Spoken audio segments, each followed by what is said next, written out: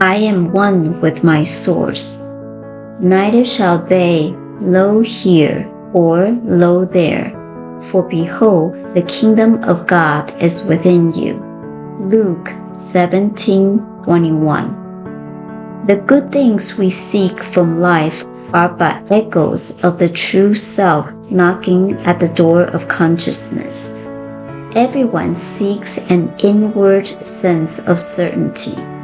We all seek an inner awareness of something greater than we are, something so complete that we can find completion in it, something so vast that we may anticipate exploring its nature through endless eternities.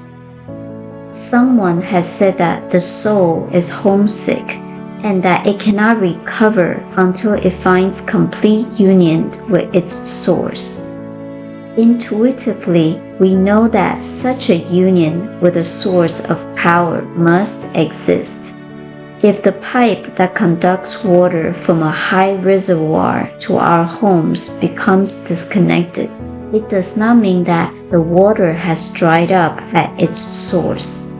So it is with our life. Its source is an infinite sea of energy, power, love, and wisdom. That which connects us with the source is our inner life, those thoughts and feelings that make up our consciousness. Through the spiritual practice of meditation, we are able to unite consciously with our infinite source, and so allow the cosmic stream of good to flow to us in an unobstructed channel. I am filled with the spirit of love and gladness. I am filled with an expectancy of good things. The energy of life flows through me.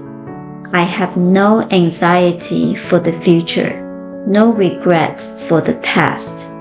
Today is God's day in which I live and in which I greatly rejoice.